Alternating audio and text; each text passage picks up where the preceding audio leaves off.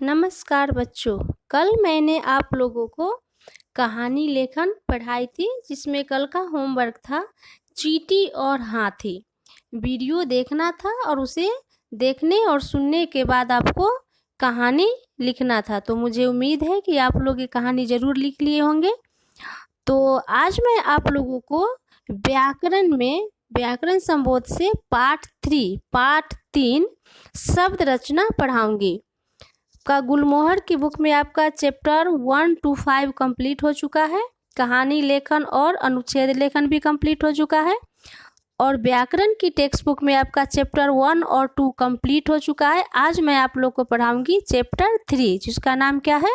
शब्द रचना। जो शब्द होता है उसकी रचना कैसी होती है, वो कैसे बना शब्द, तो उसके बारे में आज हम लोग जानते हैं। तो आपने पढ़ा है कि वर्णों के सार्थक मेल को, जो वर्ण होते हैं, वर्ण कौन से होते हैं? क ख ग घ अ आ इ ई, जो स्वर और व्यंजन है वो सब क्या है? वर्ण है। तो उसके सार्थक मेल से, सार्थक मीन्स सही मेल से जो शब्द बनते हैं वो क्या कहलाते हैं? शब्द कहलाते हैं। जो सार्थक सही शब्द कहलाते हैं।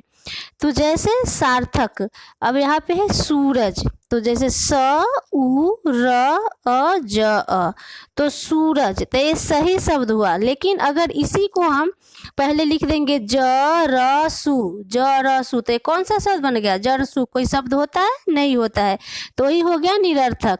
तो जो सार्थक है, जो सही शब्द होता है, और एक होता है निरर्थक शब्द। सूरज और पेड़ दोनों की सही शब्दों का अर्थ है, अर्थात यह सार्थक है। जो सूरज है और जो पेड़ है वो सही शब्द है, सही लिखा हुआ है। तो ये सब कौन से शब्द हुए? सार्थक शब्द हुए। लेकिन कई बार हम बोलते बोलते बोल देते हैं कि पानी सही हुआ, लेकिन उसके साथ में पानी वानी पीना है क्या? नहीं बोलते कि पानी वानी पीना है। तो पानी तो आपने सार्थक शब्द बोला, लेकिन उसके साथ में आपने क्या यूज किया? वानी। तो ये जो वानी है ये कोई शब्द है ही नहीं, ये निरर्थक शब्द है जिसका कोई अर्थ नहीं। जैसे गर्मी सर्मी, गर्मी हॉट, और सर्मी मतलब कुछ नहीं। तो गर्मी तो आपने सार्थक शब्द बोला, लेकिन उसके साथ में जो आपने सर्मी बोला ये निरर्थक शब्द है, जिसका कोई अर्थ ही नहीं होता है। तो उसी के बारे में हम लोग आज जानते हैं कि जो सार्थक शब्द है वो कैसे बना है। तो शब्द के भेद, तो हिंदी भाषा में सभी सार्थक शब्दों को कितने भाग आधार पर बांटा गया है? 3 आधार पर। कौन कौन से? स्रोत या उत्पत्ति के आधार पर। उत्पत्ति मतलब जो ये शब्द बना है वो उत्पन्न कहाँ से हुआ है, कहाँ से इसका जन्म हुआ है। रचना या बनावट के आधार पर, यह जो बना है शब्द, इसकी रचना कैसे की गई है, कैसे इसकी बनावट हुई है। और प्रयोग के आधार पर, प्रयोग मतलब जब हम व्याकरण में प्रयोग करते हैं कि अगर लड़का है तो पुल्लिंग ही होगा, और लड़की है तो स्त्रीलिंग है, तो ये क्यों होता है, कैसे होता है, वही होता है प्रयोग के, कि हम व्याकरण का प्रयोग कहाँ कहाँ पे करते हैं। तो शब्द को कितने भागों में बांटा गया है? 3 भागों में। कौन कौन से? उत्पत्ति के आधार पर, बनावट के आधार पर और प्रयोग के आधार पर। तो अब जानते हैं सबसे पहले उत्पत्ति, जो शब्द का उत्पत्ति कैसे हुआ है वो जानते हैं। स्रोत या उत्पत्ति के आधार पर भी शब्द के कितने प्रकार होते हैं? 4 प्रकार होते हैं। जो शब्द बना है, जो इस दुनिया में जितने भी शब्द है, वो शब्द जो बना है वो कैसे, कितने प्रकार के होते हैं? 4 प्रकार के। कौन कौन से? तत्सम, तद्भव, देशज और विदेशी शब्द। तत्सम, तद्भव, देशज, विदेशज या विदेशी शब्द। तत्सम शब्द क्या है? जो संस्कृत शब्द ज्यों के त्यों हिंदी में प्रयुक्त होते हैं। तो सिर्फ आप सिंपल में ये जान लो कि जो संस्कृत शब्द होते हैं वो तत्सम है, जो संस्कृत शब्द को हम हिंदी में बोलते हैं वो तद्भव है। तो जैसे संस्कृत में जल, पृथ्वी, सर्प, प्रथम, सूर्य, वायु, ये सब तत्सम, वे सब क्या संस्कृत शब्द हैं। अगर इसी को हम हिंदी में बोलते हैं तो जल को क्या बोलेंगे? पानी, पृथ्वी तो धरती, सर्प को सांप, प्रथम तो पहला, सूर्य तो सूरज, वायु तो हवा, पवन। तो ये जो संस्कृत को जो हम हिंदी बोले वही हो गया तद्भव शब्द। जैसे देखो सूरज को सूर्य, सांप है उसको हम क्या बोलते हैं तत्सम में सर्प। तो बस आपको इतना जानना है कि जो संस्कृत शब्द है वो तत्सम है, और जो संस्कृत शब्द को हम हिंदी में बोलते हैं वो ही तद्भव है। ओके, नेक्स्ट है नंबर ग, देशज। देशज शब्द क्या होता है? देश मतलब हमारा देश और ज मतलब जन्मा हुआ। तो जो हमारे देश से ही जन्म हुआ है, हम इस शब्द को कोई और दूसरे देश से नहीं लाए, हमारे देश में यह शब्द बना वही होता है देशज शब्द। जैसे पेट, कलाई, खिड़की, पगड़ी, गाड़ी, जूता, ये सब क्या हमारे देश में। अगर आप दूसरे देश में जाओगे तो ये सब शब्द का उपयोग ही नहीं किया जाता है, तो ये हुआ देशज शब्द। लेकिन विदेशी, विदेशी विदेशज जो शब्द होता है वो क्या होता है? दूसरे देश से आया हुआ है, दूसरे देश से आया हुआ है। जैसे सबसे इजी आप समझ लो कि जो विदेशी शब्द होते हैं, जितना हम हिंदी में बोलते हैं इंग्लिश वर्ड, जैसे स्कूल, स्टेशन, ये सब क्या है? ये सब इंग्लिश शब्द है। फुटबॉल हुआ, तो ये सब जो जितने हैं ये सब क्या है? विदेशी शब्द है, जिसको इंग्लिश वर्ड को हम हिंदी में बोलते हैं, तो ये हुआ विदेशी शब्द। और बहुत सारे शब्द है जैसे बंदूक, रुमाल, तौलिया, ये सब क्या है? कुछ फ्रेंच भाषा का है, तो कुछ उर्दू भाषा से लिया गया है। लेकिन जो इजीली आपको समझ में आएगा वो है स्कूल, स्टेशन, टेलीविजन, ये सब क्या है? अंग्रेजी शब्द है। तो जो विदेश से, जो दूसरे देश से जो शब्द आते हैं वही कहलाते हैं कौन शब्द? विदेशी शब्द। तो ये हो गया आपका किसके आधार पर? उत्पत्ति के आधार पर। ये उत्पत्ति के आधार पर शब्द के 4 भागों में बांटा गया, तत्सम, तद्भव, देशज और विदेशज। अब दूसरा है रचना या बनावट के आधार पर शब्द के 3 प्रकार होते हैं। रचना, जो रचना किया गया शब्द का कि कैसे ये शब्द बना, उसके भी कितने प्रकार होते हैं? 3 प्रकार, रूढ़, यौगिक और योग रूढ़। कौन कौन से? रूढ़, यौगिक और योग रूढ़। तो रूढ़ क्या होता है? सबसे पहले जानते हैं रूढ़ के बारे में। ऐसे शब्द होते हैं जिनके टुकड़े करे तो उनका टुकड़े का कोई अर्थ नहीं निकलता है। रूढ़ शब्द ऐसा होता है जिसको आप टुकड़े करोगे, अलग अलग करोगे, तो उसका कोई शब्द नहीं। जैसे आदमी, ये आदमी एक शब्द है। अब इसको टुकड़ा करो, जैसे आ, द, अमी, ये तीनों अलग अलग अगर कर देते हैं तो ना तो आ से कोई शब्द बनता है, न तो द से और नहीं मी से। तो ये तीनों को अगर हम अलग अलग किए तो इससे कोई अर्थ नहीं होता है, उसे कहते हैं रूढ़ शब्द।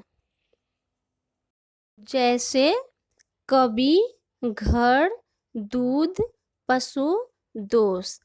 इस प्रकार अगर हम घर, घर ले लेते, घर मतलब होम, हाउस। अगर हम घ और र को अलग कर दिए तो घ से ना तो कोई अर्थ निकलता, ना ही र से। तो ऐसे शब्द बस आपको ये याद करना है कि ऐसे शब्द जिसके टुकड़े करे तो उसका कोई अर्थ नहीं निकलता है, वो क्या कहलाता है? रूढ़ शब्द। अब है नंबर सेकेंड, ख में यौगिक। यौगिक शब्द, जो शब्द 2 या 2 से अधिक शब्दों के योग से बनते हैं। 2 या 2 से अधिक शब्दों के योग से, योग मतलब जोड़ से बनते हैं, उसे क्या कहते हैं? यौगिक शब्द कहते हैं। जैसे पाठ प्लस शाला, पाठशाला। पाठशाला क्या होता है हमारा? पाठशाला स्कूल, विद्यालय। पाठ मतलब पढ़ना और शाला मतलब घर। तो पाठ, पढ़ने का जो घर होता है उसे कहते हैं पाठशाला। अब है चिड़िया प्लस घर, तो चिड़िया मतलब वर्ड्स और घर मतलब होम, तो उससे क्या बना? चिड़ियाघर। इसमें क्या कहा? 2 या 2 से अधिक शब्दों के योग से जब 2 शब्द बन मिल जाते हैं तो उससे कोई नया शब्द बन जाता है। जैसे सब्जी और बाला, सब्जी वाला को मिला देते क्या बना? सब्जी वाला। देव है और दूत है, तो देवदूत को मिला के देवदूत।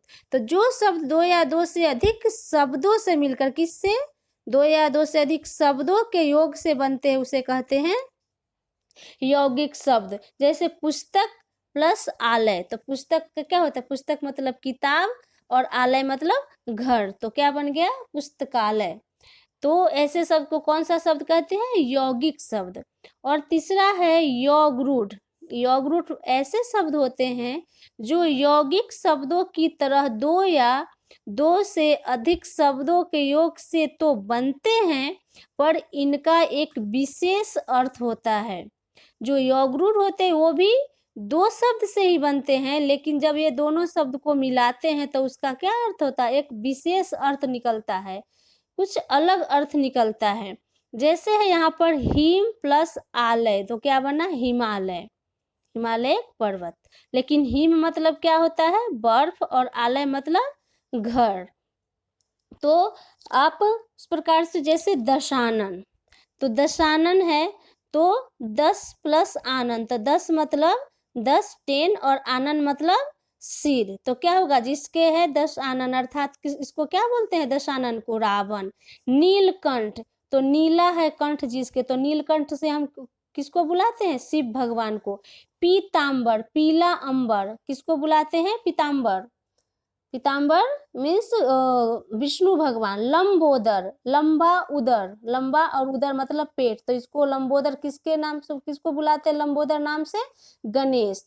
तो ये भी दो शब्द से बना है, लंबा प्लस उदर, लेकिन हम इसको कहते हैं क्या? गणेश। तो वही इसमें कहा गया है योग में कि दो या दो से शब्द से तो बनता है, लेकिन उसका अर्थ क्या होता है? कुछ अलग होता है, उसका विशेष अर्थ होता है, वही कहलाता है क्या? योगरूढ़। तो ये है आपका रचना के आधार पर शब्द के कितने भेद होते हैं? 3, रूढ़, यौगिक और योगरूढ़। अब नेक्स्ट है नंबर 3 में प्रयोग के आधार पर। प्रयोग, व्याकरण, हम जो कोई भी शब्द में स्त्रीलिंग, पुल्लिंग, वचन, सर्व, संज्ञा, सर्वनाम जो प्रयोग करते हो सब व्याकरण के आधार पे करते हैं। तो किस प्रकार से होते हैं? इसमें दो भागों में उनको बांटा गया, एक तो विकारी और दूसरा है अविकारी। विकारी शब्द क्या होता है? जिन शब्दों का रूप उनके प्रयोग के कारण बदलता है। जब हम शब्दों का रूप उस पे लगाते तो क्या होता है? उसके कारण उसका रूप बदलता है, उसे कहते हैं विकारी शब्द। जैसे संज्ञा, सर्वनाम, विशेषण, क्रिया, ये सब क्या है? विकारी शब्द होते हैं, क्योंकि लिंग, वचन, काल आदि के अनुसार इनका रूप बदलते रहता है। जैसे संज्ञा में आप ले लो कि एक लड़का है, तो लड़का खा रहा है, तो रहा है, तो हम क्यों, अगर हम लिख सकते हैं लड़का खा रही है, तो रही क्यों नहीं लगाएंगे? क्योंकि यह पुल्लिंग है, तो इसमें लिंग हो गया। अगर लड़का पुल्लिंग हो गया, उसी प्रकार से लड़का का अगर हम वचन बदलते हैं तो लड़के आ जाएगा। फिर सर्वनाम है, लड़का के जगह पर हमको सर्वनाम लिखना है तो वह लिखेंगे। फिर अगर लड़का की कोई विशेषता बताना है तो क्या करेंगे कि लड़का गोरा है, सुंदर है, काला है। फिर क्रिया अगर बताते हैं तो लड़का जाता है, आता है, गाया है, खाया है। तो हमें एक लड़का है, एक लड़का है, लेकिन उसका जब हम सर्वनाम, विशेषण, क्रिया, लिंग, वचन जब हम बदलते हैं तो यह सब बदलता है उसका रूप, वही कहलाता है विकारी शब्द। लेकिन अविकारी शब्द क्या होता है? जिन शब्दों में कभी भी किसी भी स्थिति में कोई परिवर्तन नहीं होता है, वह लड़का हो या लड़की हो, संज्ञा हो या सर्वनाम हो, उससे कोई फर्क नहीं पड़ता है। किसमें? अविकारी शब्द में।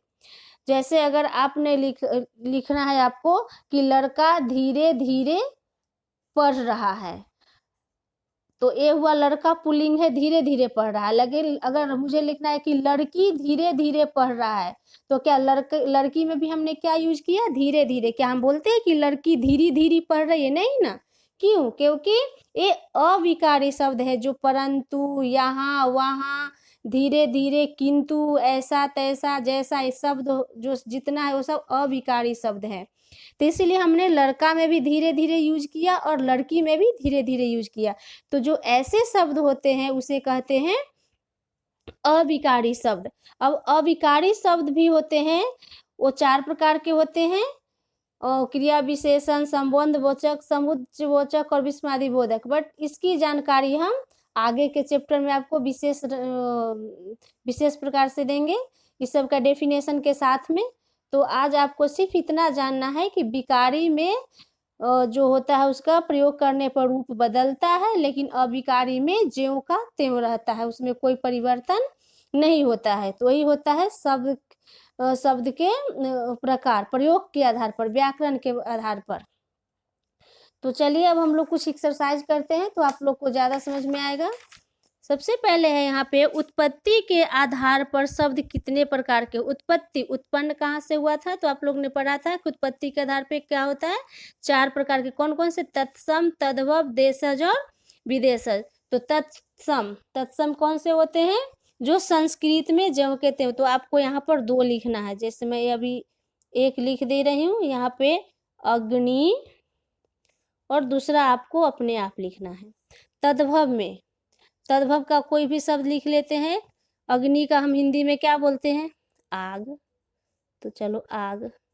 अब दूसरा आपको खुद लिखना है। देशज, जो देश में जन्मा हुआ है। देशज में से कुछ भी ले लो, जो पगड़ी, खटिया, लोटा, ये सब हमारा खुद का देश का बना हुआ है शब्द। ये कहीं दूसरे भाषा से नहीं लाया गया है। तो लिखते हैं पगड़ी, लाठी, खटिया, कुछ भी। हमें एक लिख देती हूँ, एक एक आपको। तो इसका एक एक जो आंसर है आपको अपने आप लिखना है। विदेशज में भी, चलो एक मैं आप लोग को लिख देती हूँ यहाँ पे। विदेशी में मास्टर, चाहे स्कूल, एक मैं लिख रही हूँ विदेशी शब्द, और दूसरा आपको लिखना है। अब है EX2 में है मिलान करो। यौगिक शब्द क्या है, यौगिक शब्द। यौगिक शब्द क्या होता है, जो 2 शब्दों के योग से बने सार्थक शब्द। 2 शब्दों के जो यौगिक होता है वो दो शब्दों से बनता है, तो ये होगा।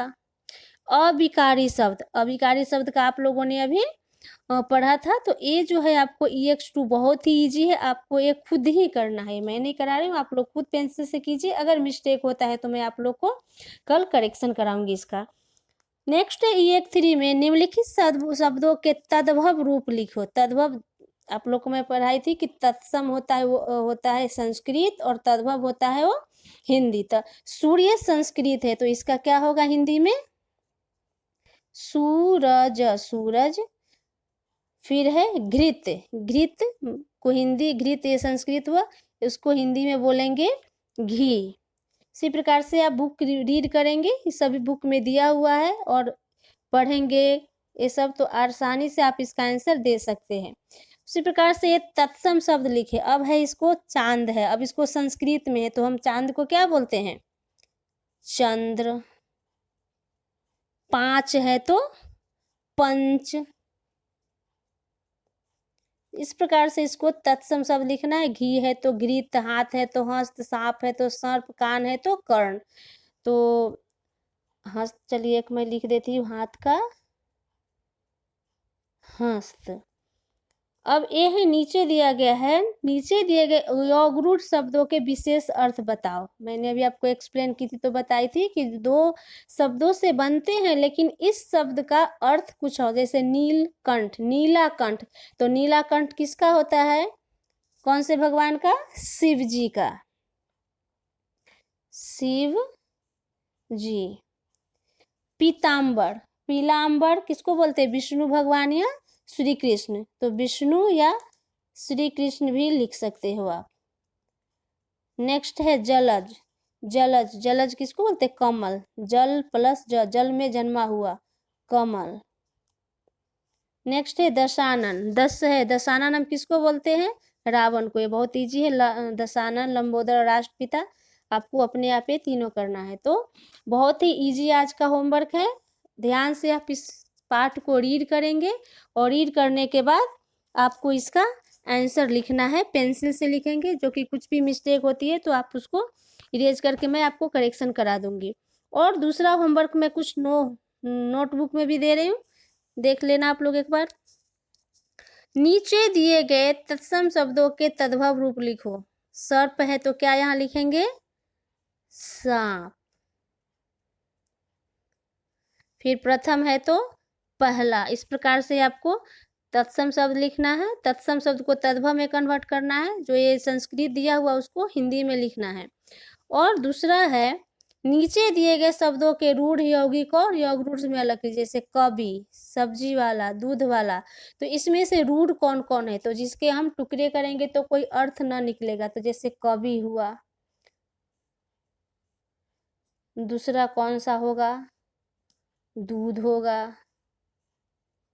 तीसरा क्या होगा? फिर यौगिक शब्द है, यौगिक का एक लिख देना है। फिर जैसे यौगिक का आप है कि जो दो शब्दों के अलग अलग मिलने से, तो एक हो जाएगा आपका पुस्तकालय, दूसरा क्या होगा? तीसरा क्या होगा? उसी प्रकार से योग रूढ़ में है, जिसको अलग अलग करेंगे तो अर्थ। और जैसे है लंबोदर, लंबा उदर, अर्थात कौन सा लंबोदर हम किसको बोलते हैं? गणेश। तो गणेश को तो यहाँ पर हम फिर लिख देंगे लंबोदर। तो आप इस पाठ को ध्यान से पढ़ेंगे, समझेंगे और फिर होमवर्क कंप्लीट करेंगे। कम से कम होमवर्क करने में आपको लग रहा है कि मैम ने टेक्स्ट बुक में दी है, नोटबुक में भी दी है, बट बहुत ही इजी है। थोड़ा सा आपको ध्यान देना पड़ेगा, और जो भी आप वर्क करें पेंसिल से करें। जो कि कुछ मिस्टेक होता है तो मैं कल होके करेक्शन करा सकती हूँ। चलो, ओके, बाय।